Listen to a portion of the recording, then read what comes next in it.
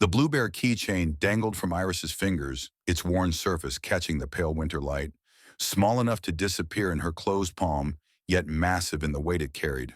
Her thumb traced the faded plastic, feeling each nick and scratch evidence of a child's love of small hands that had clutched it through nightmares and adventures alike.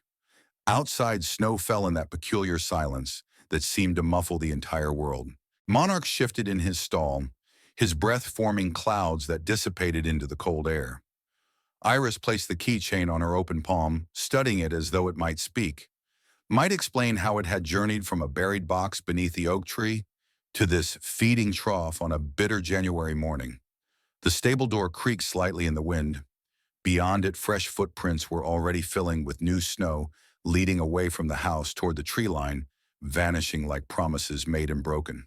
Somewhere in that whiteness, someone was watching, waiting.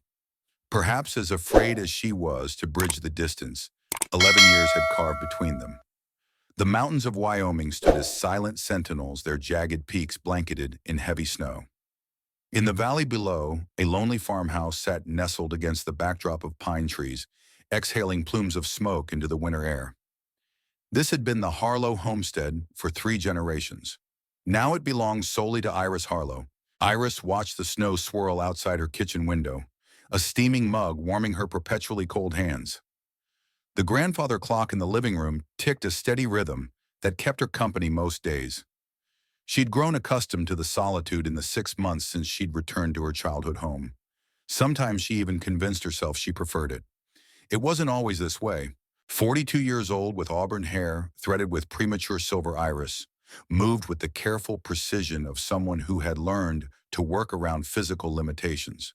Her limp was most pronounced in the mornings, or when the weather shifted, a souvenir from a horseback riding accident 3 years prior. The nerve damage had ended her veterinary practice in Montana and brought her back to Wyoming after her father's passing. "Easy, Monarch," she murmured, running a firm hand down the sorrel gelding's flank. The morning ritual of feeding the animals grounded her, tethering her to the present when her mind threatened to drift backward. "You're getting impatient in your old age." The horse nickered softly, nudging her pocket for treats. "Nothing gets past you, does it?" She produced an apple from her coat, holding it flat on her palm. From outside the stable came the sound of tires crunching on snow. Iris stiffened. Visitors were rare, particularly in January when the roads were treacherous, at best impassable at worst. She slipped out of the stall, latching it carefully behind her. Sheriff Damon Thorne stood beside his patrol vehicle, his breath forming clouds in the frigid air. At 48, his once black hair had receded slightly and silver peppered his temples, but he still carried himself with the assured stance of a man who'd worn a badge for over 2 decades. "Morning, Iris," he called, his voice carrying across the yard. "Thought I'd check in. Roads are getting bad with this new system moving through." Iris crossed the yard, aware of the uneven gait that the sheriff politely pretended not to notice. "Coffee's hot," she said, gesturing toward the house. Inside, she poured him a mug black with 2 sugars, the way he'd always taken it, even back when he'd come calling for her younger sister Leanne. Those days felt like they belonged to someone else's life now. "How's the hand?" Damon nodded toward her left hand, which still bore a fresh bandage across the palm. "Just a cut. Barbed wire doesn't forgive carelessness." She sat across from him at the kitchen table, the wood worn smooth from decades of family meals she could no longer remember, without a dull ache in her chest. "I came by for more than coffee, if I'm being honest." Damon shifted in his seat, uncomfortable in a way that made Iris's stomach tighten. "Got a call from Marlene at the post office. She mentioned you've been asking about old records, registry documents from Pinewood." The name of the facility hung in the air between them, heavy and unwelcome. Iris kept her expression neutral, a skill perfected through years of necessity. "Research," she said flatly. "Iris," Damon set down his mug. "It's been 11 years. 11 years, 2 months, and 17 days. She didn't correct him. "I appreciate the concern, but it's nothing." She stood, signaling an end to the conversation. "I should get back to the horses." Damon sighed but rose to his feet. "Weather Service says we're looking at another 8 inches by tomorrow morning. You've got my number if you need anything." She nodded, already moving toward the door to let him out. As she watched his taillights disappear down the snow-covered drive, she felt the familiar hollowness expand within her chest. Damon meant well, but he was too connected to everything she worked daily to forget. Returning to the stable, Iris found her notebook where she'd left it on a hay bale. She flipped it open to a blank page and uncapped the blue pen she always kept in her pocket. The pages were filled with observations about the animal's notes on feed supplies, and occasionally thoughts she couldn't speak aloud. The blue ink marked these entries as belonging to a different category, altogether musings about a boy with eyes the color of August wheat fields and a laugh that used to echo through these same stables. Noah would be 15 now, she wrote the pen, pressing harder than necessary into the paper. Old enough to saddle Monarch himself. Old enough to ask why. Anonym. Later that evening, as the wind howled around the eaves of the old farmhouse, Iris sat before the fireplace, a tumbler of whiskey untouched on the side table. Her father's records lay spread across the floor, tax forms, deed transfers, correspondence that spanned decades. Nothing of what she sought. The farmhouse creaked and settled with each gust of wind, familiar sounds that had once terrified her as a child. Now they barely registered. What did register was the sound that shouldn't have been there, a soft scraping against the window pane in the kitchen. Iris rose, slowly listening. It came again, deliberate rather than accidental, not a branch or debris thrown by the wind. In the kitchen, the window above the sink revealed only darkness and the occasional flurry of snow illuminated by the porch light. She was about to turn away when movement caught her eye. A white envelope being slipped beneath the window pressed through the small gap where the seal had deteriorated years ago. She flung open the back door, stepping onto the porch in her socks. The cold bit instantly through the thin fabric, but the yard was empty. Fresh footprints led from the window toward the tree line, quickly filling with new snow. The envelope lay on the kitchen floor unmarked, save for a single word written in block letters, Iris. With trembling fingers that had nothing to do with the cold, she tore it open. Inside was a single sheet of notepaper, 3 words centered on the page, "He is alive." The morning dawned clear and bitterly cold. Iris hadn't slept, the note placed in the center of her kitchen table like a talisman or a curse. Her mind had cycled through possibilities throughout the night, a cruel prank from teenagers in town, a mistake, a threat. By sunrise, she'd convinced herself it was nothing more than someone's idea of a sick joke. The horses needed feeding regardless of mysterious notes or sleepless nights. She bundled against the cold and made her way to the stable, where the familiar smells of hay and horses momentarily steadied her nerves. "Morning, old friends," she murmured, moving down the row of stalls. She was measuring feed when she noticed the small blue object nestled in Monarch's feeding trough. At first she thought it might be a piece of plastic blown in from somewhere, but as she reached for it, recognition hit her with physical force. A small keychain in the shape of a blue bear, worn smooth from years of being held in a child's hand. Iris staggered backward, her breathing suddenly shallow. She knew this keychain, had purchased it herself from a roadside gift shop during their last family vacation to Yellowstone, had last seen it clutched in Noah's small hand as he walked away from her, shoulders hunched against the cold, disappearing into the building that had swallowed him whole. The bare keychain that she had later found among his returned belongings, that she had buried in a box along with his favorite sweater and the last birthday card he'd made for her, items too painful to look at but impossible to discard. She'd buried that box beneath the oak tree at the far end of the property, a private ceremony attended only by grief and regret. Yet here was the keychain impossibly in her horse's feeding trough. Someone had dug up the box. Someone knew what it contained. Someone was toying with her in the cruelest way imaginable. Or, the possibility she'd refused to entertain for over a decade suddenly presented itself with terrible clarity. What if Noah hadn't died at Pinewood as she'd been told? What if the body she'd been prevented from viewing the closed casket service Leanne had insisted upon? What if it had all been a carefully constructed lie? By mid-afternoon, the temperature had dropped further, and Iris's rational mind had reasserted some control. There had to be a logical explanation that didn't involve resurrection or elaborate conspiracies. Perhaps someone in town knew about Noah, knew about the buried mementos, and was using that knowledge to torment her for reasons unknown. The telephone rang, startling her from her thoughts. Few people called the landline. Most who needed her had her cell number. Harlow residence. She answered the formal greeting, a habit inherited from her father. "Ms. Harlow, it's Dr. Bennett returning your call." The voice was professionally pleasant. "You left a message about accessing records from Pinewood Residential Treatment Center." Iris's grip tightened on the receiver. Yes, thank you for calling back. I'm afraid I can't be of much help. As I'm sure you're aware, Pinewood closed its doors nearly 7 years ago. Their records would have been transferred to the State Archive in Cheyenne. I've contacted them already. They claim to have no record of a patient named Noah Harlow ever being admitted to Pinewood. A pause. I see. Well, there were some irregularities with record keeping toward the end of Pinewood's operation. Budget cuts, staff turnover. It's possible some files were misplaced or misfiled. Misplaced, Iris repeated flatly. We're talking about children, Dr. Bennett, not library books. I understand your frustration, Ms. Harlow.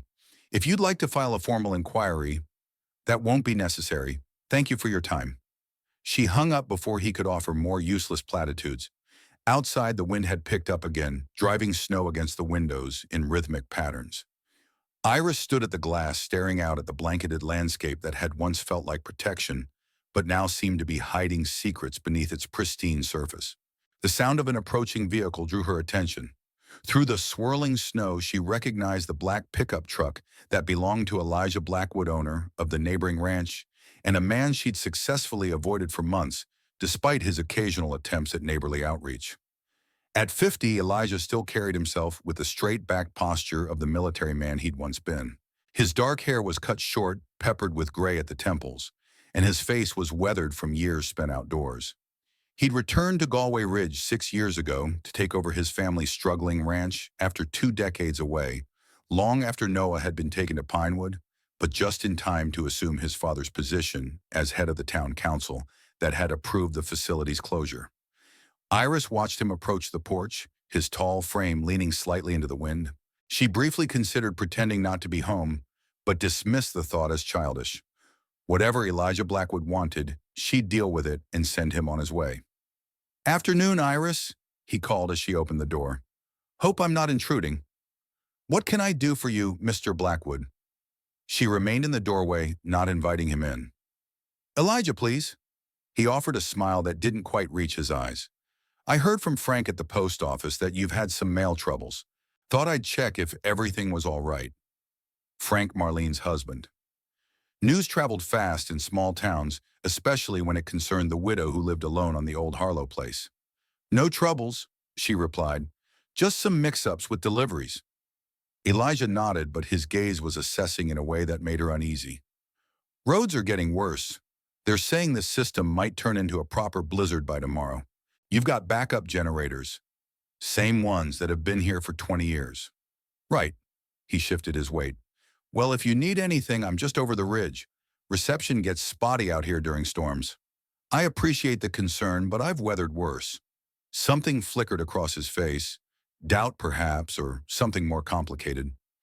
"Actually, there was something else. Frank mentioned you were asking about Pinewood." Iris felt her expression harden. "Is there anything in this town that isn't subject to gossip? Small communities," Elijah said with a shrug that was probably meant to be apologetic. "I was on the council when it shut down. There were issues with their operation. If you're looking into them for some reason, I might be able to help." "And why would you do that?" The question came out sharper than intended. "Because I owe your father a debt I can never repay." His answer was simple, direct. "And because whatever you're looking for must be important for you to be digging into that place after all this time." The wind gusted between them, carrying snow that settled on Elijah's broad shoulders and the porch railing.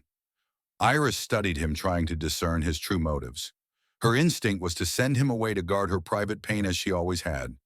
But the Blue Bear keychain sat heavy in her pocket, a tangible reminder that something unexplainable was happening. "I need to check on the horses before the worst of the storm hits," she said finally. "If you want to talk, you can help." It wasn't quite an invitation, but Elijah nodded and followed her toward the stable.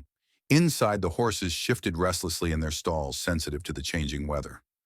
Iris moved through her evening routine, measuring feed and checking water buckets while Elijah waited silently by the door. "My son was at Pinewood," she said at last, her back to him as she filled Monarch's feed bucket. "He died there, or so I was told." Elijah's silence stretched long enough that she finally turned to face him. His expression had changed, tension visible in the set of his jaw. "I'm sorry," he said, the words clearly inadequate even to his own ears. "I didn't know." Few people do. My sister, she made sure of that. Iris moved to the next stall. It was her idea to send him there. Noah was difficult after his father left. Acting out at school, nothing serious, but Leanne was concerned about the family reputation. The bitterness in her voice was undisguised. She convinced me it was temporary, that they could help him in ways I couldn't. Elijah remained silent, letting her speak. 6 months later, they called to tell me there had been an accident, that Noah had. She stopped, unable to say the words even now. There was an investigation. It was ruled accidental. Case closed. And you never believed it, Elijah said quietly. It wasn't a question. Iris reached into her pocket and withdrew the Blue Bear keychain, holding it up between them. This belonged to Noah. I buried it along with some of his other things under the oak tree on the far side of the property after the funeral. This morning I found it in Monarch's feed trough. Elijah's expression shifted to one of confusion. Are you saying someone dug it up?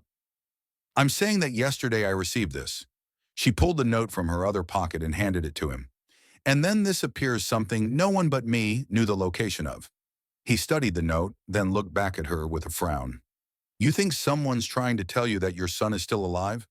It sounds insane, I know, she admitted. But ever since I came back to town, I've been having these dreams. Noah walking away in the snow, but I can never see his face. And when I tried to look into Pinewood's records, it's like he never existed. No admission records, no death certificate I can locate. Elijah handed the note back to her, his expression troubled. That doesn't make sense. There would have been an investigation, reports. All handled very discreetly, according to Leanne. Iris tucked both items back into her pockets. She had connections through her husband's law firm. Everything was managed privately to protect the family name. I wasn't in a good place then. I let her handle it all. Monarch whinnied softly from his stall, and Iris automatically moved to soothe him, running a hand along his neck. The thing is, Mr. Blackwood, Elijah, he corrected gently. Elijah, she conceded. I never saw his body. The casket was closed at the service. Leanne said it was better that way, given the circumstances of the accident. She took a deep breath. What if there was no accident? What if for some reason they lied about all of it? The implications hung in the air between them. Elijah's gaze was steady, assessing. That would mean a conspiracy involving multiple officials, medical examiners, probably law enforcement, he said slowly. It's impossible, she finished for him. I know, but someone is going to considerable lengths to make me question what I've believed for 11 years. Elijah was silent for a moment, clearly weighing his words. I was reviewing old council records last month, trying to understand my father's decisions about water rights. I came across minutes from meetings about Pinewood. There were concerns raised about their treatment programs, allegations of misconduct that never made it to formal investigations. Iris felt her heart rate quicken. What kind of misconduct? The records weren't specific, just mentions of complaints from former staff, concerns about medication protocols. He shook his head. Nothing concrete and certainly nothing about falsifying deaths. But enough to warrant looking deeper, Iris pressed. Possibly. He regarded her carefully. What do you plan to do? Find whoever's leaving these messages for starters, and if that leads to more questions about Pinewood, I'll follow them wherever they go. Banatas. The horses shifted uneasily as a particularly strong gust of wind rattled the stable doors. The storm was intensifying outside, the howl of wind, a reminder of the isolation of their location. You should head back before the roads get worse, Iris said, moving toward the exit. Elijah followed, zipping his coat as they stepped outside into the biting cold. I meant what I said about helping. Your father was good to mine when everyone else in town had written him off. Iris pulled her own coat tighter around her body, the wind immediately finding every gap in the fabric. I appreciate the offer, but this is my burden to carry. Some burdens are too heavy for one person, Iris. He looked up at the darkening sky. I should go, but I'll check in tomorrow if the phones are working. If not, I'll drive over. That's not necessary. Probably not, he agreed with a slight smile. But neighbors look out for each other around here. That's one thing that hasn't changed since I left. As he turned to go, something made Iris call after him. Elijah, did you know Noah before you left town? He paused, snow gathering on his shoulders. I met him once. At the summer fair the year before I enlisted. He couldn't have been more than 3. You were teaching him how to feed a lamb from a bottle. His expression softened at the memory. He had your eyes. The simple observation delivered without sentimentality struck Iris with unexpected force. Most people avoided mentioning Noah entirely, as if his very memory was contagious. Thank you, she said quietly. Elijah nodded once and continued to his truck. Iris watched until his taillights disappeared into the swirling snow before returning to the house. That night the storm raged with increasing fury. Wind screamed around the corners of the house and snow piled against the windows in drifts that would take days to clear. Iris sat before the fire, her father's shotgun within reach, listening for sounds that didn't belong among the familiar creaks and groans of the old structure. Sleep came in fits and starts, troubled by half-formed dreams.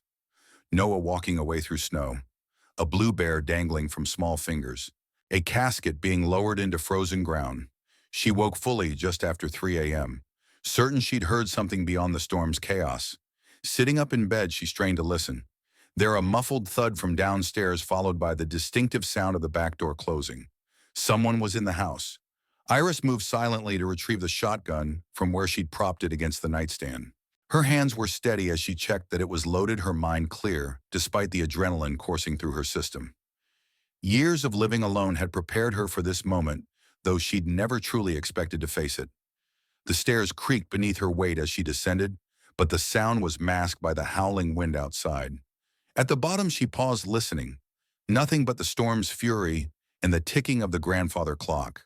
The kitchen was empty, the back door firmly closed, but a small puddle of melting snow on the floor confirmed someone had indeed entered. On the kitchen table lay a manila envelope that hadn't been there when she'd gone upstairs. Keeping the shotgun ready, Iris quickly checked the remaining rooms on the ground floor. Empty. Whoever had delivered the envelope was gone. Returning to the kitchen, she set the shotgun aside and picked up the envelope with trembling fingers. Inside was a single photograph worn at the edges, as if it had been handled frequently over the years. The image showed a boy of perhaps 12 or 13 standing beside a wooden fence. His face was partially turned away from the camera, but the profile was unmistakable, the same straight nose, the same set of the jaw that she saw in her own mirror. On the back, written in faded blue ink, were 5 words, "I'm still here, but silent." Iris sank into a kitchen chair, her legs suddenly unable to support her weight. The photograph shook in her hands as the impossible truth crystallized in her mind. Noah was alive, and he'd been alive for years after she'd mourned him, buried in an empty casket and resigned herself to a life defined by his absence. Outside, the blizzard raged on, but within Iris Harlow, something long frozen began to thaw, a dangerous, unpredictable melt that threatened to sweep away everything she thought she knew about the past 11 years. In the distance, barely audible above the storm, came the sound of Monarch whinnying in distress. Iris lifted her head, suddenly alert. The horses. She'd locked the stable doors, but if someone had broken into her house, they might have accessed the stables as well.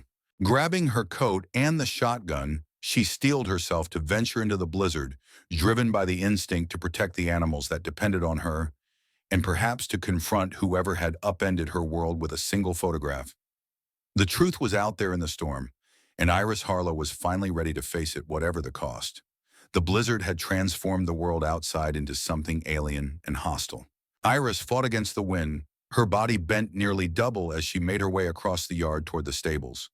Snow stung her face, and her injured leg threatened to buckle with each labored step. The photograph was tucked safely inside her coat, pressed against her heart like a talisman. The stable door banged rhythmically against its frame, not fully open, but not securely closed either.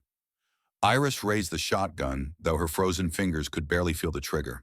Inside, the temperature dropped noticeably from what it should have been. Monarch's distressed whinnies came from the far end, accompanied by shuffling and stamping from the other horses. "Hello," she called, her voice immediately swallowed by the wind. "I'm armed." No answer came but the continued sounds of agitated animals. Iris moved deeper into the stable, checking each stall as she passed. All horses accounted for, all seemingly unharmed. She reached Monarch's stall last and found the source of his distress. The back stable door stood open, snow drifting across the threshold in growing piles. Relief flooded through her. No intruder, just a door blown open by the storm. She secured it, latching it firmly before returning to soothe the anxious gelding. Easy, boy, just the storm playing tricks. She ran her hand along his neck, the familiar motion calming them both. It was as she turned to leave that she noticed them footprints leading from the back door to Monarch's stall, already half filled with freshly blown snow, but still visible. Someone had been here recently enough that their tracks hadn't been completely obscured. Iris followed the prints with her eyes tracking their path. They stopped at Monarch's stall, then reversed, heading back toward the door she'd just secured. As if someone had entered, left something for the horse, and departed. Monarch nudged her shoulder insistently. Iris turned, scanning the stall methodically. Nothing seemed out of place. The feed bucket was where she'd left it, the water trough full, the bedding recently changed. But as Monarch shifted his hoof, revealed something partially buried in the hay, a small folded piece of paper. With trembling hands, she retrieved it.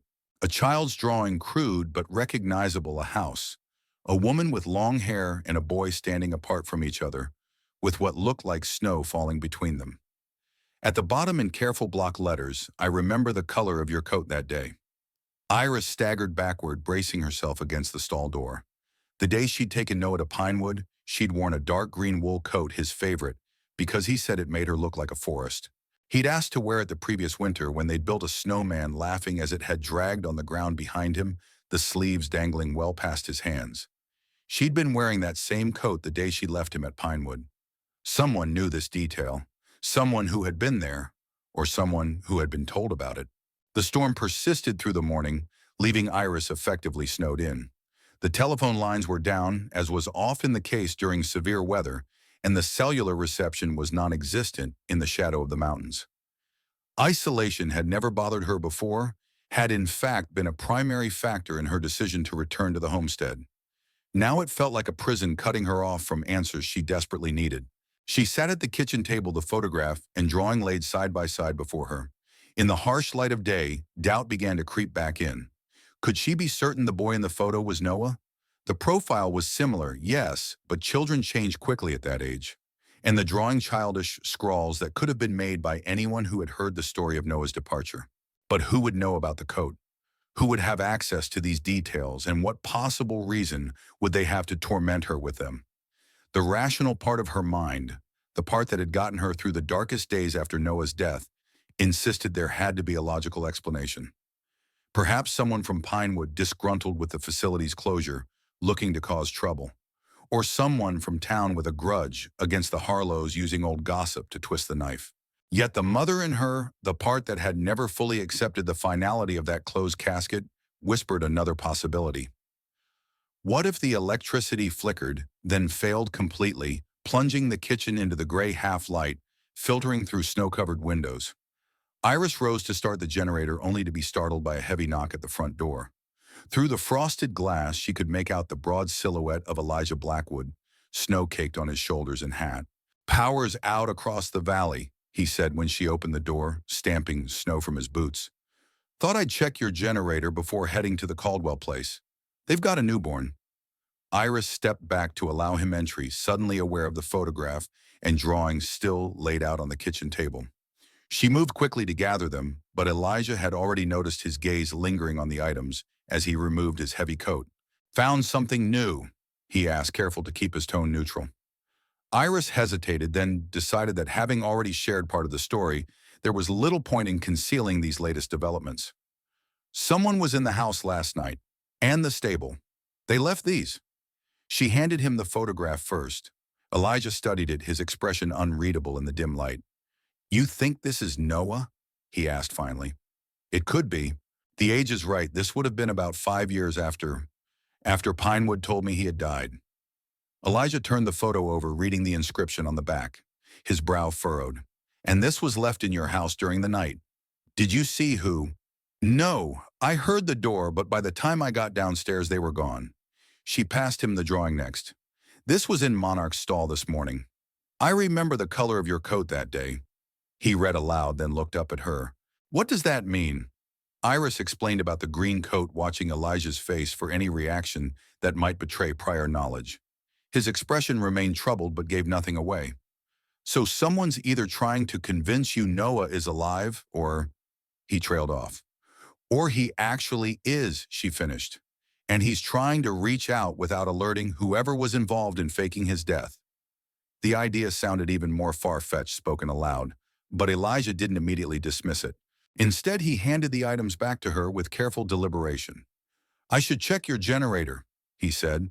"Light's fading early with this storm." Iris let the subject drop, grateful he hadn't patronized her with assurances that she was overreacting or letting grief cloud her judgment.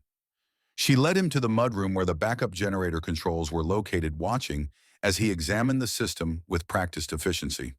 "Fuel's good, but the starter motor's struggling. Might be the cold." He worked in silence for a few minutes, his large hands surprisingly deft with the small components. "There. Should hold for now, but you'll want a proper replacement before next winter."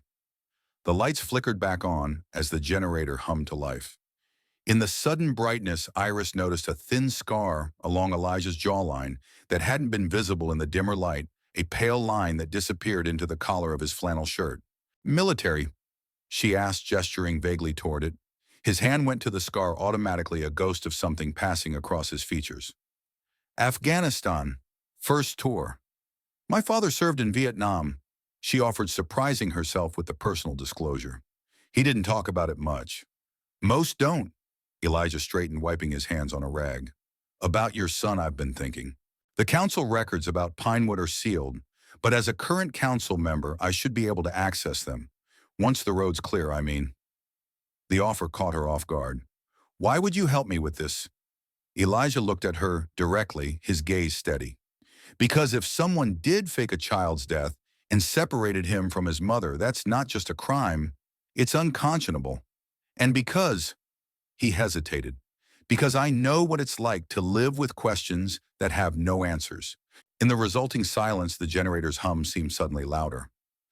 Iris found herself studying this man, who had been a peripheral figure in town affairs since his return, respected but distant, involved, but never quite part of the community.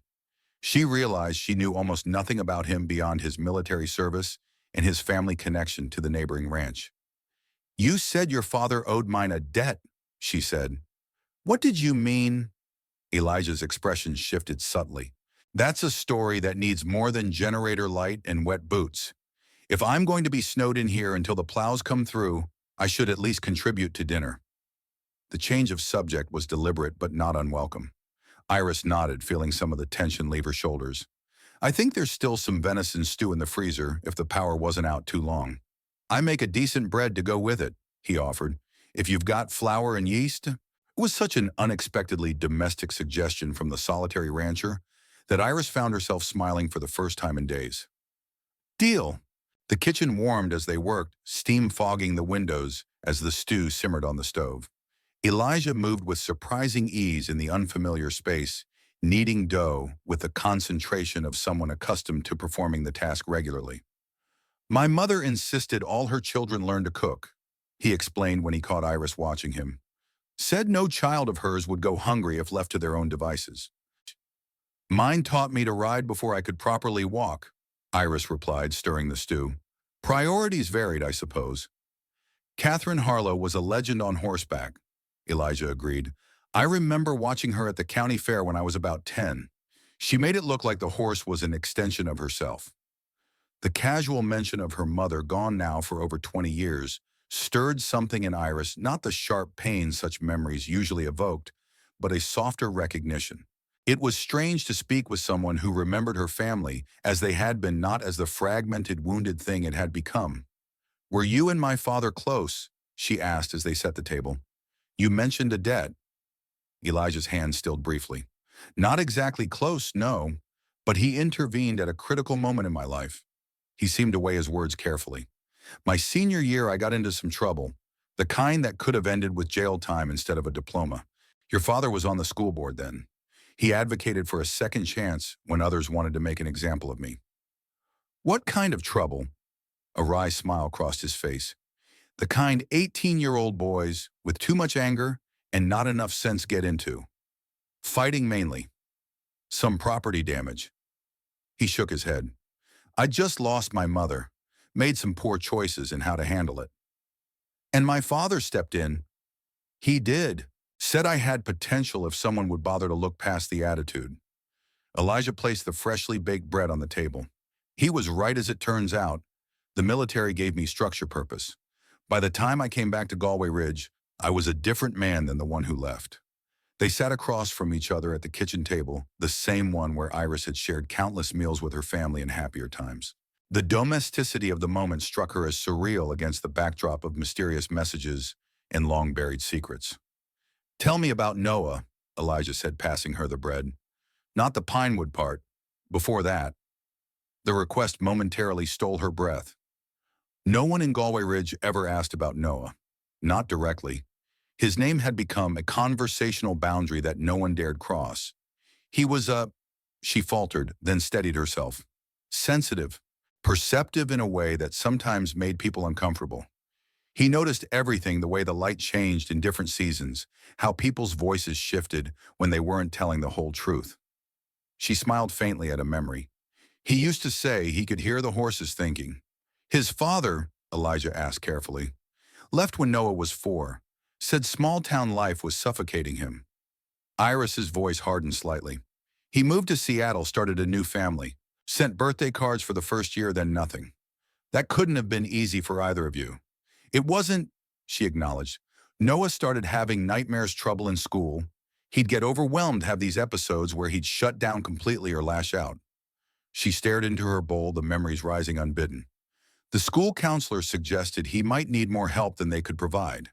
That's when Leanne stepped in with the Pinewood recommendation. "Your sister," Elijah clarified. "She lives in Denver, has for the past 15 years. Corporate law firm, perfect husband, 2 perfect children who've never had a tantrum or failed a test." The bitterness in her voice was unmistakable. She thought Noah was a threat to the family image. Convinced me Pinewood was temporary, just until he stabilized. Elijah absorbed this in silence, his expression thoughtful. "And she handled everything after his supposed death." Iris nodded slowly. "I was not functioning well. Leanne arranged the service, dealt with Pinewood, managed the estate until I was back on my feet, as she put it." She set down her spoon, appetite suddenly gone. "I never questioned it. Not really. The grief was too overwhelming to allow for doubt." "Until now," Elijah said quietly. "Until now," she agreed. The wind howled outside, a mournful counterpoint to the conversation. Snow continued to accumulate against the windows, further insulating them from the outside world. In this strange bubble of enforced intimacy, Iris found herself sharing things she had kept locked away for years. Not just the facts of what had happened, but the emotional toll it had taken. "Have you spoken to Leanne about any of this?" Elijah asked as they cleared the table later. "No, we're not exactly close these days." Iris rinsed a plate, passing it to him to dry. "Our last conversation was when our father died. She wanted to sell the homestead. I wanted to move back. She thought I was being sentimental and impractical." "And if Noah is alive, what then?" The question hung between them, heavy with implications Iris had been avoiding confronting directly.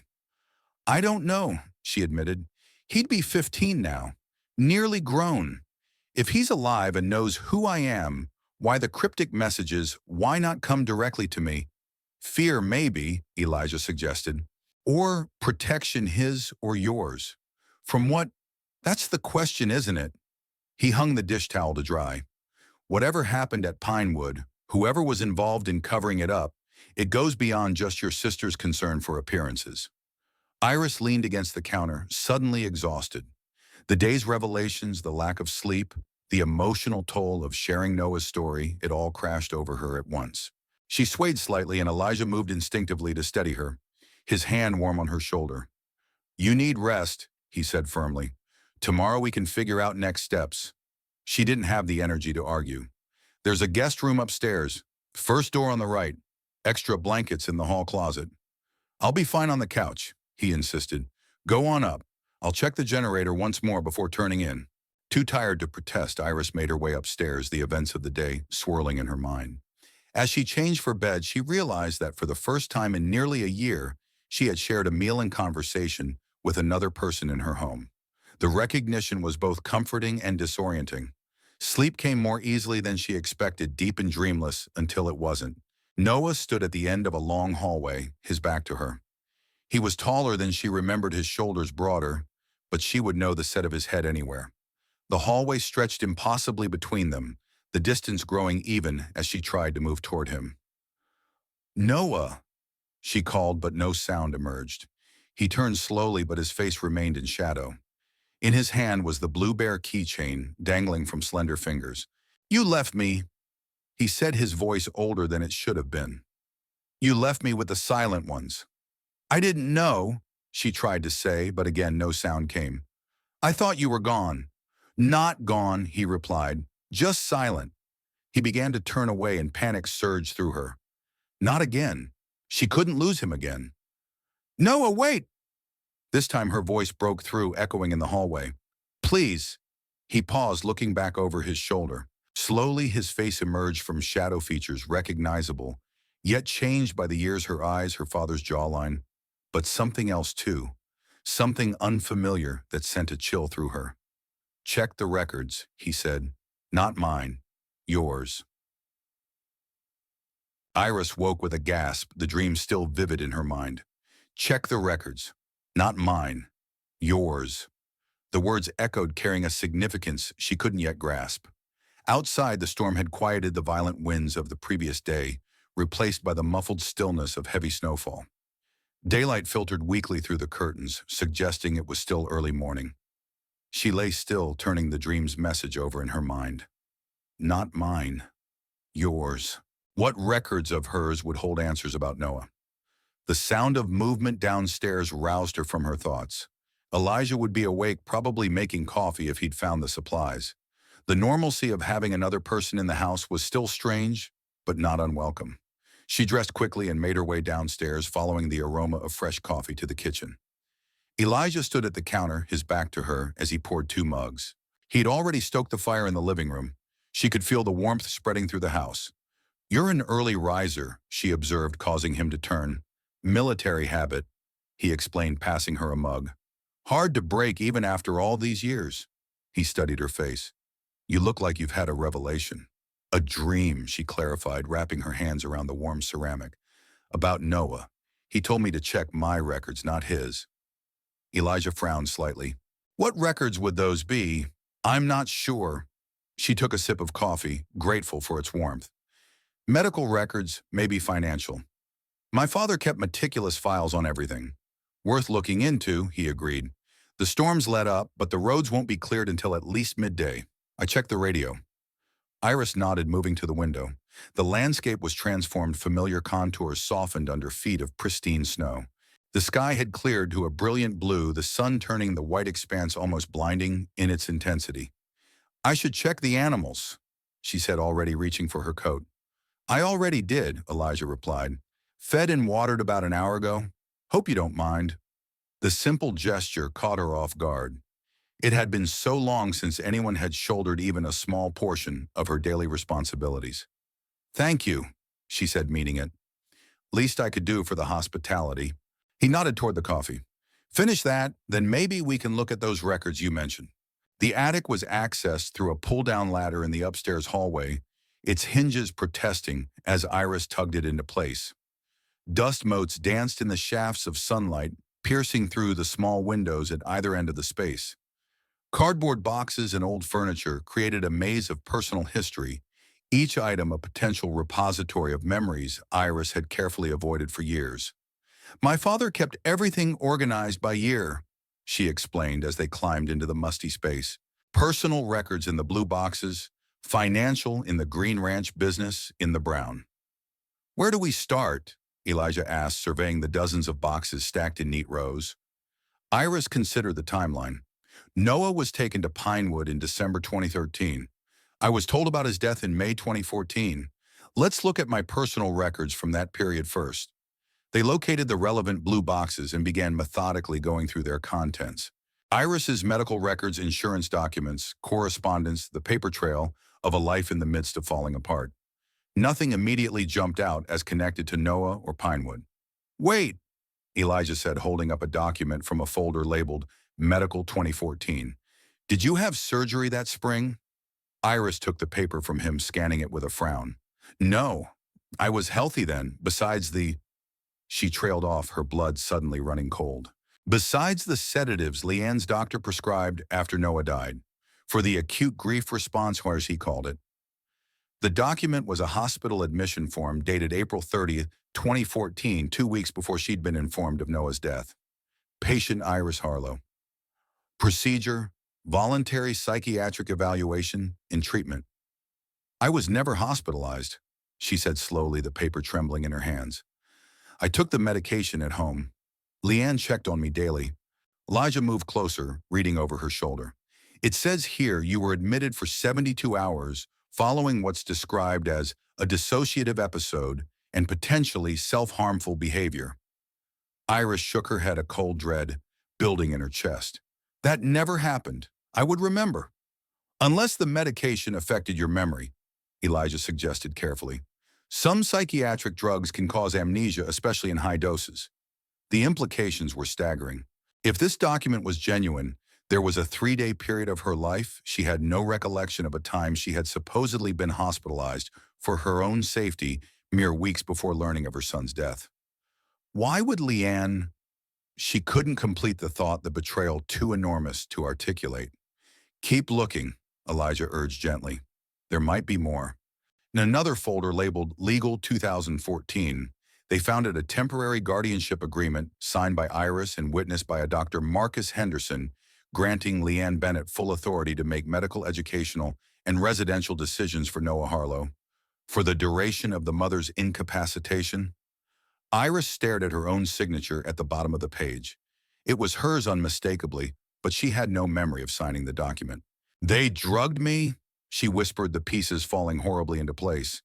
They drugged me and had me declared unfit, then used that to... She couldn't finish the sentence, nausea rising in her throat. Elijah's expression had darkened anger, evident in the set of his jaw. This goes beyond family interference, Iris. This is criminal. Another document caught her eye, a check made out to Pinewood Residential Treatment Center, dated May 15, 2014, signed by Leanne as power of attorney for the Harlow estate. The memo line read simply, "Final settlement." Iris's hands began to shake so violently that she dropped the paper. They paid them off, she said, her voice hollow. They told me he had died, but they were actually transferring him somewhere else, using my father's money to do it. Elijah placed a steadying hand on her shoulder, his touch grounding her in the midst of this shattering revelation.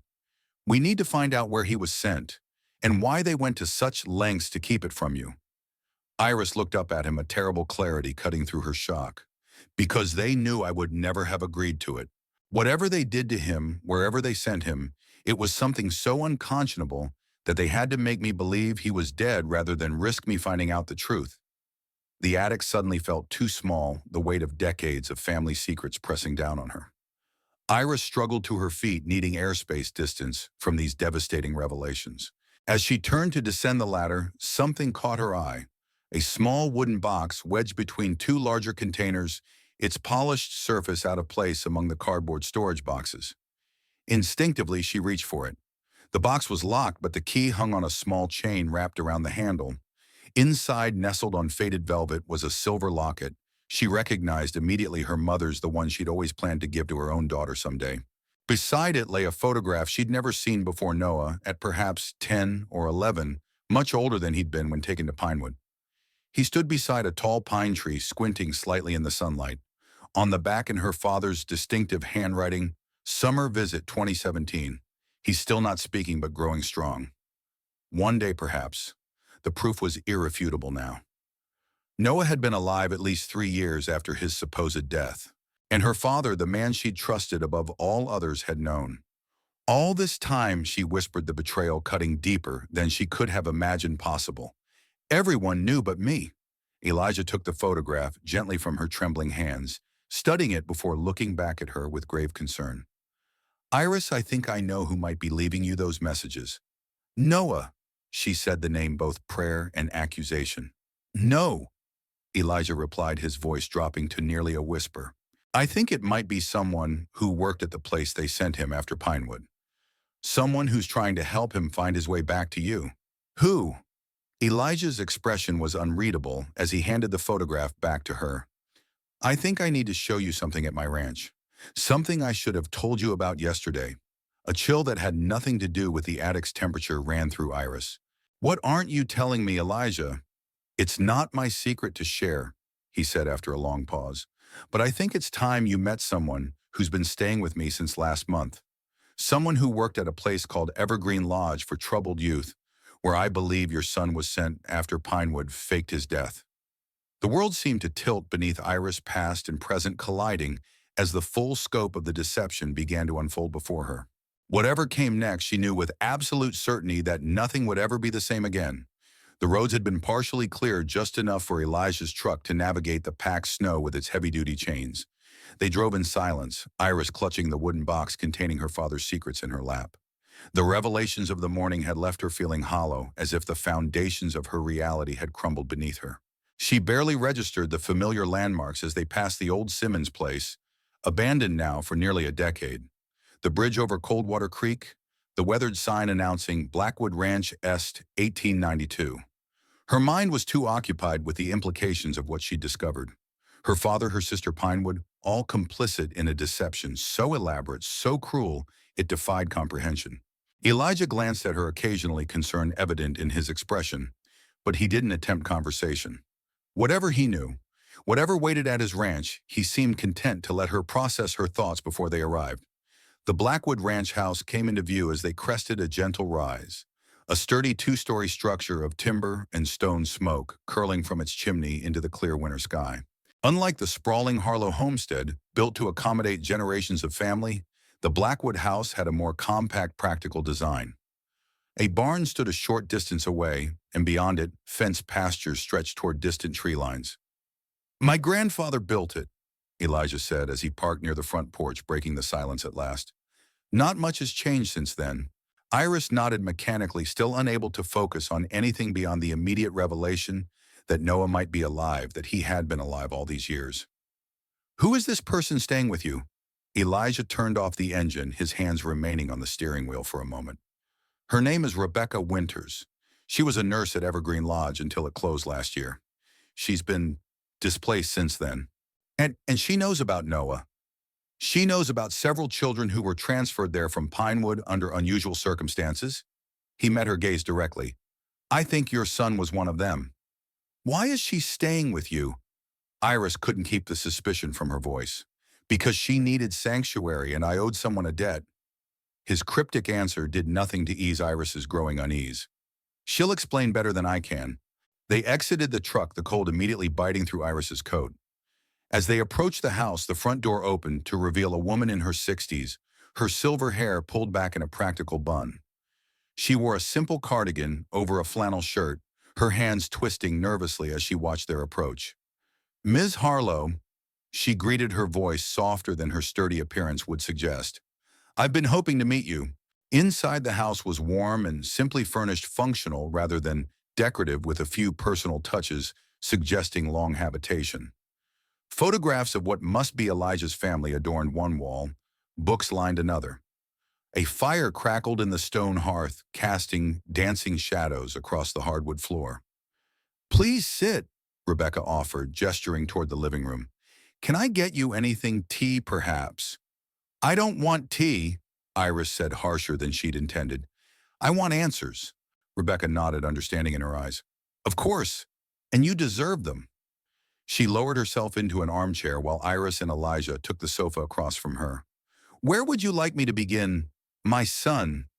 Iris leaned forward, intensity radiating from her rigid posture. "Was he at Evergreen Lodge?" "Yes." The simple confirmation, delivered without hesitation, sent a wave of emotion through Iris: relief, rage, hope, all tangled together in a suffocating knot. "He was transferred there in June 2014, about a month after Pinewood reported his death to you." "How?" Iris whispered. "How is that possible?" Rebecca clasped her hands in her lap, her expression grave. "Pinewood had an arrangement with certain families, wealthy ones, influential ones, whose children needed more intensive intervention than a standard residential facility could provide. Evergreen was that place." "What kind of intervention?" Elijah asked when Iris seemed unable to form the question. "Behavioral modification, they called it." Rebecca's mouth twisted slightly. In reality, it was experimental treatment for children deemed pathologically resistant to conventional therapy. Children like your son, Ms. Harlow, who didn't respond to the usual methods. What did they do to him? Iris's voice was barely audible. Rebecca hesitated, choosing her words carefully. There were various protocols. Medication regimens, sensory manipulation, isolation periods. The goal was compliance, breaking down resistance to create, as the director put it, teachable vessels. Iris felt physically ill. That's torture. Yes, Rebecca agreed simply. It was, which is why I eventually began documenting everything and contacting families directly. When? Iris demanded. When did you decide this was wrong? Too late, the older woman admitted, regret heavy in her voice. Much too late. I was there for 8 years before I fully understood what was happening. The children, they changed so gradually that the harm wasn't immediately apparent. Until Noah. What about Noah? Elijah prompted when Rebecca paused. He was different from the other children. Most eventually broke, became compliant, docile. Noah didn't. A hint of admiration crossed her weathered features. He stopped speaking entirely the first year, but it wasn't submission.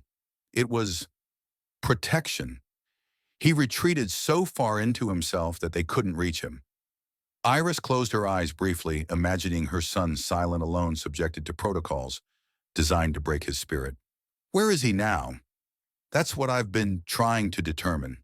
Rebecca looked toward Elijah, some unspoken communication passing between them. When Evergreen closed, the children were dispersed to various facilities, or in some cases returned to family members. Noah was one of the last to leave. He was supposed to be transferred to a group home in Idaho, but he never arrived. He ran, Elijah suggested. I believe so, Rebecca confirmed. He'd have been 14 by then, resourceful and familiar with the area. Evergreen was only 30 miles from here, in the foothills near Blackwater Pass. Aram, the proximity was a fresh shock to Iris. All these years, Noah had been less than an hour's drive away. My father, she said, opening the wooden box and retrieving the photograph. He knew. This is his handwriting. Rebecca took the photo, studying it before nodding slowly. Dr. Harlow visited Noah several times at Evergreen. He was one of the few family members allowed contact. I believe your sister arranged it. My sister, Iris repeated the word, bitter on her tongue. Did she visit too? Once in the early days. She didn't return after seeing the methods being employed. Rebecca handed the photograph back. Your father was different. He came regularly until his health declined. Brought books, sat with Noah, even though the boy never spoke. It seemed to comfort them both. Tears pricked at Iris's eyes, anger at her father's complicity, warring with gratitude that Noah had at least one connection to his family, however compromised. The messages, she said suddenly. The notes, the keychain, the drawing. If Noah is out there somewhere, are they from him? Rebecca shook her head. Not directly. After Evergreen closed, I tried to locate as many of the children as I could. When I found out Noah had disappeared en route to his new placement, I started looking for any trace of him in the area. And did you find him? Elijah asked. Not exactly, Rebecca said, but I found someone who had. The revelation that followed was both simpler and more complex than Iris had anticipated. According to Rebecca, Noah had found refuge with a widowed rancher several miles outside of town, a reclusive man who had taken in the silent teenager without asking many questions. The rancher Harold Jensen had contacted Rebecca after finding Evergreen documentation among Noah's few possessions. Jensen has been helping him heal, Rebecca explained, giving him space safety routine. Noah works with the horses, seems to have a natural way with them. Like his mother, Elijah commented softly. Does he know who I am? Iris asked the question that had been burning in her since the first note appeared.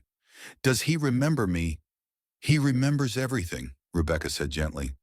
But he's been afraid of being found by Evergreen personnel, of being sent away again. And perhaps afraid that what Iris pressed when the nurse hesitated. That you were part of it, Rebecca finished reluctantly. Children in his situation often have trouble distinguishing between those who harmed them and those who couldn't prevent the harm.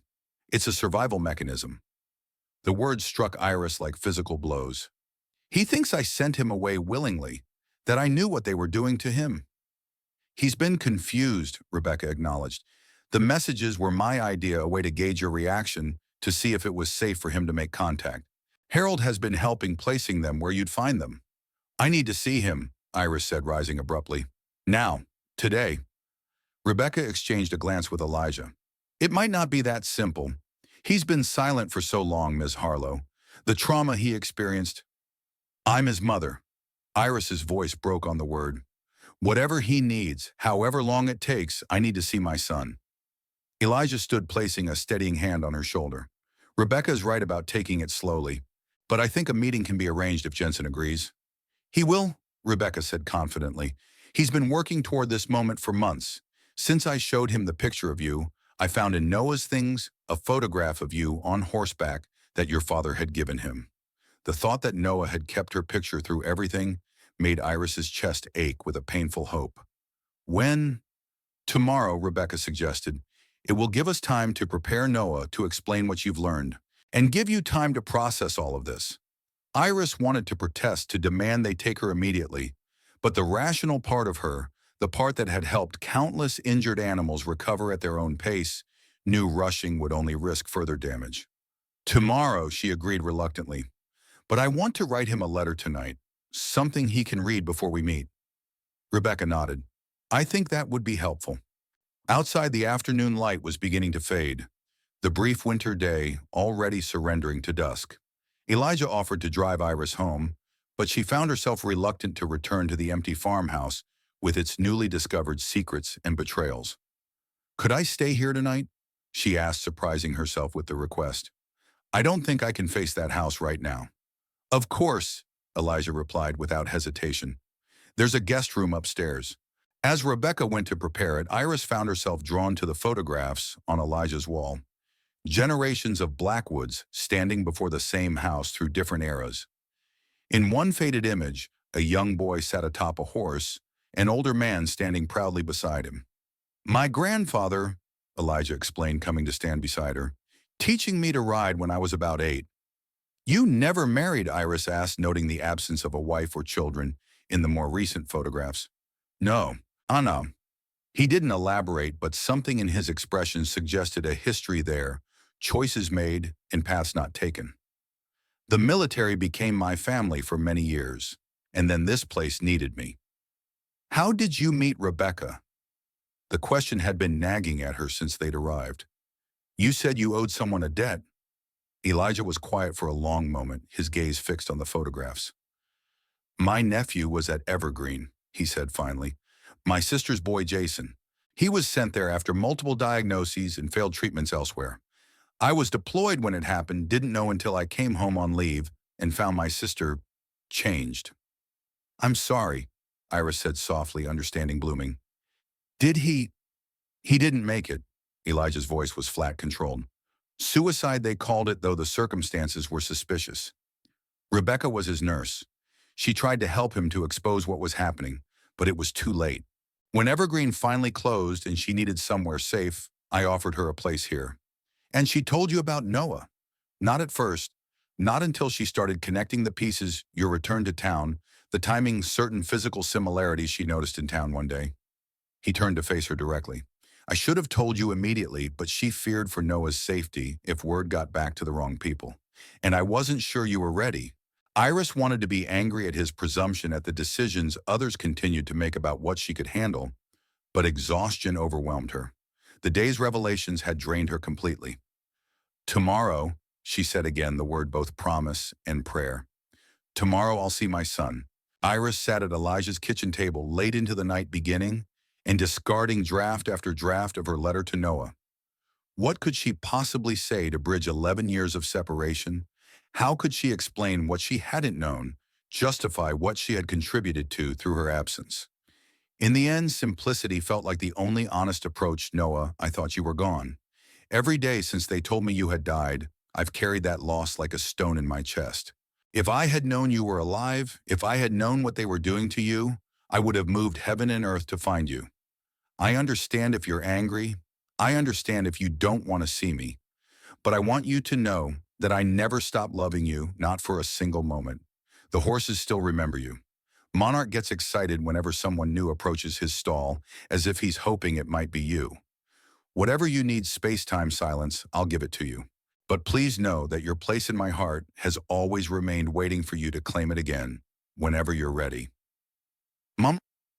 She folded the letter carefully, slipping it into an envelope.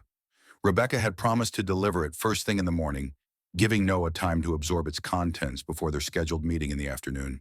Sleep eluded her for most of the night, her mind cycling through memories of Noah as a child, imaginings of what he might look like now, and desperate hopes for what might still be salvaged from the wreckage of their separated lives. Morning brought fresh snow and brittle sunshine. Iris woke early, having finally drifted off near dawn to find the house quiet. A note on the kitchen table informed her that Rebecca had already left to visit Harold Jensen's ranch and deliver the letter, and that Elijah was in the barn if she needed anything. She made coffee and stood at the window, watching the sun transform the snow-covered landscape into a glittering expanse. Somewhere out there, her son was reading her words, perhaps for the first time, understanding that she had been as much a victim of deception as he had. Footsteps on the porch announced Elijah's return. He stamped snow from his boots before entering, his cheeks ruddy from the cold. "Sleep all right?" he asked, helping himself to coffee. "Not really," she admitted, "but I finished the letter." "Rebecca left early to deliver it," he confirmed. "Jensen's place is a bit remote." "What's he like, Jensen?" Elijah considered the question. "Decent man. Lost his wife to cancer about 10 years back, kept to himself after that. Breeds quarter horses mainly. The kind of person who asks few questions and expects the same courtesy in return. And he's just been taking care of Noah all this time. Since Noah found his way there, yes. From what Rebecca says, it started with Noah sleeping in the barn, helping with chores in exchange for meals. Eventually, Jensen figured out he needed more than odd jobs and a safe place to sleep. Why didn't he report finding him contact authorities? Noah had paperwork from Evergreen documents that raised more questions than answers, and Jensen's the type to distrust official channels when it comes to vulnerable folks. Elijah leaned against the counter. He did what he thought was right, gave the boy sanctuary, kept him safe. Iris nodded slowly, finding she couldn't fault the man's logic, even as she mourned the lost years. "When do we leave?" "Early afternoon. Should take about an hour to get there, roads being what they are." The intervening hours passed with excruciating slowness. Iris paced, tried to read, and eventually went out to the barn with Elijah to help with chores, anything to occupy her hands and mind. She found a measure of comfort in the familiar routines of caring for animals, the physical labor grounding her in a way that thoughts and words couldn't. By the time they set out for Jensen's ranch, the sky had clouded over again, the temperature dropping as another weather system approached from the mountains. Iris sat rigidly in the passenger seat of Elijah's truck, her hands clenched in her lap, her heartbeat a thundering rhythm in her ears. "It'll be all right," Elijah said after several miles of silence. "Whatever happens today, it's just the beginning." What if he hates me? The fear that had been lurking beneath all others finally surfaced. What if he blames me for what happened? He might, Elijah acknowledged his honesty, somehow more reassuring than false comfort would have been. But he reached out, Iris. Those messages, he wanted you to know he was alive. That's something to hold on to. Jensen's ranch appeared suddenly around a bend in the road, a modest house with a large barn and several outbuildings nestled in a protected valley. Smoke rose from the chimney, and a few horses moved about in a paddock beside the barn, their breath-forming clouds in the cold air. As Elijah parked, Iris spotted Rebecca standing on the porch with an older man, who must be Harold Jensen. There was no sign of Noah. "He's in the stable," Rebecca said as they approached, answering the unspoken question in Iris's eyes. "He read your letter." She paused. "He wants to see you, but he still doesn't speak. Not a word since Evergreen." Iris nodded, understanding. "Just tell me where to go." Jensen, a weathered man with kind eyes and a reserved manner, gestured toward the stable. "Far end, last stall on the left. He's with Stella the bay mare." "Thank you," Iris said, meaning it for far more than the directions. "For everything you've done for him." Jensen shrugged uncomfortably. "Boy's got a way with horses. Quietest soul I ever met, but they understand him just fine." Iris started toward the stable, then paused, looking back at Elijah. "Would you—" "I'll wait here," he assured her. "Take all the time you need." The stable was warm and dimly lit, the familiar smells of hay and horses enveloping her as she entered. She moved slowly down the central aisle, her footsteps deliberately audible on the packed earth floor. Each breath felt like a conscious effort, her body moving forward, while her mind raced with fears and hopes and half-formed prayers. The last stall on the left contained a beautiful bay mare, her coat gleaming in the low light. Beside her stood a tall, slender young man, his back to the entrance as he brushed the horse with long, practiced strokes. Iris stopped, her heart seizing in her chest. Even from behind, she knew him immediately, the set of his shoulders, the careful precision of his movements. Noah, her son, alive and whole, and standing just feet away from her. "Noah," she said softly, his name catching in her throat. He stilled but didn't turn immediately. The mare nickered softly, nudging his shoulder with her muzzle as if encouraging him. Slowly, so slowly, he set down the brush and turned to face her. The years had changed him, of course. The round-faced child was gone, replaced by a young man with angular features and eyes that had seen too much. But the eyes themselves, those were the same warm amber. She remembered her father's eyes in a face that otherwise strongly resembled her own. They stood frozen, separated by 11 years, and just a few feet of stable floor, neither seeming to know how to bridge the distance. "I don't know what to say," Iris admitted, finally, her voice scarcely above a whisper, "except that I've missed you every day, and I'm so sorry I didn't find you sooner." Noah's expression remained guarded, but something flickered in his eyes, recognition perhaps, or memory. He reached into the pocket of his worn jacket and withdrew a folded piece of paper, holding it out to her with a slightly trembling hand. Iris took it carefully, unfolding what turned out to be a drawing, crude but recognizable figures of a woman and a boy, standing beside a horse holding what appeared to be a lantern between them. At the bottom, in precise block letters, "I still remember." A sob escaped her before she could contain it. "The night before Pinewood," she whispered. "We took Monarch out to check the fence line after dark." Noah nodded once, the barest movement, but confirmation nonetheless. "Can I—" Houdini, she gestured toward him, asking permission without words. He hesitated, then took a single step forward, not close enough for an embrace, but closing the gap between them slightly. It was more than Iris had dared hope for this small movement toward her after so many years of separation.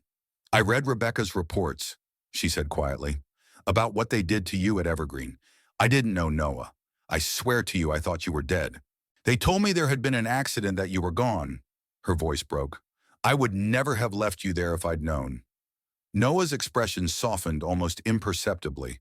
From his pocket he produced a small notebook and pencil. He wrote quickly, then turned the page toward her. "I know, Grandpa told me."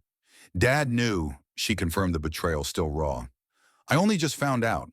There's so much I'm still learning, still trying to understand." Another note, another turn of the page. "It wasn't your fault." The simple absolution, offered without voice but with clear intent, broke something open inside Iris. Tears spilled freely now, years of grief and guilt giving way to a cautious, fragile hope. "Can I come see you again?" she asked when she could trust her voice. "I don't want to push, but I'd like to be part of your life if you'll let me." Noah considered this, then wrote, "I help Mr. Jensen with the horses. I'm good at it." I can see that Iris said, understanding the unspoken message. This was his safe place, his home for now. "You always had a way with them, even when you were little." "I remember," he wrote, then, after a pause, added, "Mom." The word, even written rather than spoken, sent a surge of emotion through her, so powerful she had to steady herself against the stall door. "Noah." She whispered his name, a prayer of thanksgiving. They didn't embrace that day. The distance between them was still too great, the wounds too fresh, the trust too newly reformed to risk testing its strength. But as Iris prepared to leave, promising to return in a few days, Noah handed her one final note. "I kept your photo. All this time. I never forgot what you looked like." The drive back to Elijah's ranch was quiet, but it was a different kind of silence than before, gentle rather than tense, filled with thoughts that didn't need immediate expression. Iris held Noah's drawing carefully in her lap, tracing the figures with her fingertip occasionally, as if to reassure herself it was real. "He's going to be okay," Elijah said after a while, the words somewhere between question and statement. "Yes," Iris replied, surprising herself with the certainty she felt. "It won't be easy or quick, but yes, we both will." The implications of what had happened at Pinewood and Evergreen, the legal ramifications, the potential for justice, hovered unspoken between them. There would be time for that later decisions to be made about how to proceed against those responsible. But for now, the simple miracle of Noah's survival, of his tentative acceptance of her back into his life, was enough. As they crested the hill overlooking Elijah's ranch, the setting sun broke briefly through the clouds, casting long shadows across the snow-covered valley. Iris thought of all the sunsets she'd watched alone over the years, believing she was the only one left of her immediate family. Now she knew differently. Now there was a future to imagine that included her son. "What will you do?" Elijah asked as they parked near his house. "Will you try to bring him home right away?" Iris shook her head slowly. "He needs time, and I think I need to earn his trust again, even if what happened wasn't my fault. He's been safe with Jensen, healing in his own way. I won't disrupt that. And Leanne, the others involved, one day at a time," she said, though a hardness entered her voice. "Justice will come, but Noah's recovery comes first. Always." Inside, Rebecca waited with hot coffee and quiet anticipation. Iris shared the details of the meeting, finding comfort in giving voice to the experience. As the evening progressed, plans began to take shape: regular visits to Jensen's ranch, professional help for Noah when he was ready, careful documentation of everything they learned about Pinewood and Evergreen for eventual legal action. Later, as she stood on Elijah's porch watching snow begin to fall again, Iris felt his presence beside her before he spoke. "You're welcome to stay as long as you need," he offered. "The house is too big for just me anyway." She turned to look at him, really seeing him perhaps for the first time, the strength in his weathered features, the kindness in his eyes, the steady reliability of his presence throughout this ordeal.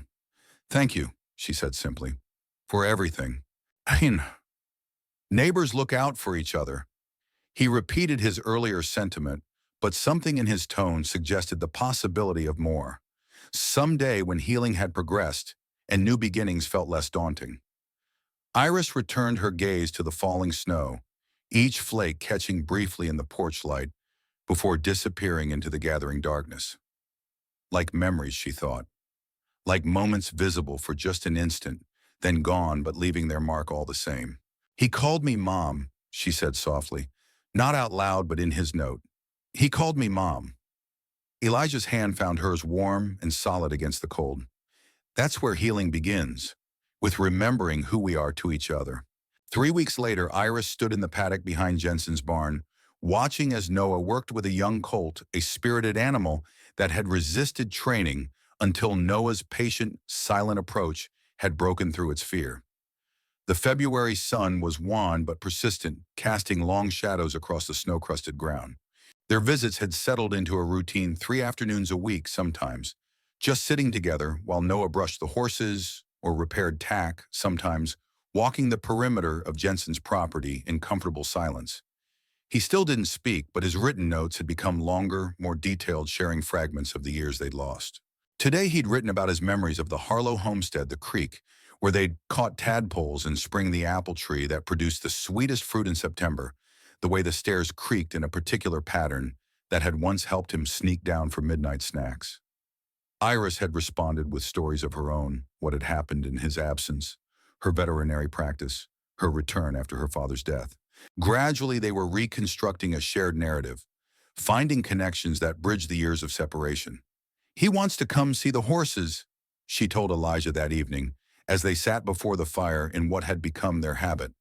"Monarch especially. He remembers him." "That's a big step," Elijah observed. "Coming back to the homestead?" "Yes," she agreed. "But he feels ready, and I think I am too." The legal proceedings against Pinewood and Evergreen had begun quietly for now. Evidence gathered, statements taken from Rebecca and other former staff members who had come forward after learning of Noah's reappearance. Leanne had been notified of the impending charges, her initial denials giving way to tearful justifications that Iris had no interest in hearing. Her focus remained where it belonged, on Noah, on his healing, on the careful reconstruction of a relationship that had been violently interrupted but never truly broken. The following Saturday dawned clear and cold, a perfect winter day. Iris waited on the porch of the Harlow homestead, watching as Jensen's truck made its way up the long drive, Noah visible in the passenger seat. He'd insisted on making this visit alone without Rebecca or Elijah, as buffers a sign of trust that moved Iris deeply. As the truck parked and Noah climbed out, she resisted the urge to rush forward to embrace him, as she had longed to do since their first meeting. Instead, she waited, allowing him to approach at his own pace to set the boundaries he needed. He walked toward her with the same careful movements she remembered from childhood, his eyes taking in the familiar surroundings, the house, the stable, the oak tree at the edge of the property where she had buried his mementos so long ago. When he reached the porch steps, he paused, looking up at her with an expression that conveyed more than words ever could: recognition, memory, a tentative hope that mirrored her own. From his pocket, he withdrew a small sketchbook, turning to a page he had clearly prepared in advance. The drawing showed two figures, a woman and a young man, standing side by side before a familiar house. Beneath it, he had written a single line: "She doesn't need me to call her name. She stays anyway." Iris read the words, understanding flowing through her like a warm current. This was Noah's way of acknowledging what they were building: a relationship defined not by what was said, but by presence, by the choice to remain, despite everything that had happened. "Yes," she whispered, meeting his eyes. "I'll always stay." Noah climbed the steps slowly until he stood before her.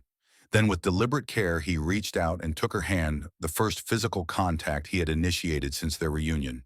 His fingers were calloused from work, with the horses strong and steady as they closed around hers. Iris held his hand gently, this touch more powerful than any words could have been, a bridge across the years of silence, a promise of more healing to come. Behind them, the horses nickered in the stable, sensing Noah's presence. Ahead of them stretched a future neither had dared imagine just months before. Between them flowed the quiet understanding that some loves don't need to be spoken aloud to be real. They simply need to be lived one patient day at a time. And in the silence that had once been a wall between them, Iris finally recognized what Noah had perhaps known all along: that there were kinds of communication far more profound than speech, and kinds of homecoming that required no words at all. The evening light cast long shadows across the paddock as Iris watched Noah brush down Monarch, his movements careful and deliberate. The old horse leaned into his touch, remembering what Iris had always known: some bonds survive even when we believe them broken. 11 winters had passed between them, seasons of grief and silence that could never be reclaimed. Those lost years hung in the space between mother and son, a void that no words could ever fill. Yet in the quiet rhythm of brushstrokes, in the way Noah's hands steadied when Monarch grew restless, Iris recognized echoes of the boy she had lost, transformed, but not erased by what had been done to him. His notebook lay open on the fence post, pages filled with thoughts he couldn't yet voice but trusted her enough to read. Not forgiveness exactly, but something adjacent to it, a beginning. As dusk deepened around them, Noah placed the brush in its bucket and turned toward her. His eyes, so like her father's, held questions he might never ask aloud. But his hand found hers, fingers intertwining with surprising strength. Together they stood framed in the stable doorway, neither speaking, as stars appeared one by one above the snow-covered fields. How strange, Iris thought, that silence, the very thing that had divided them, could now feel like its own form of eloquence. That in the absence of words they might find their way back to each other, carrying the weight of what was lost but reaching still for what remained.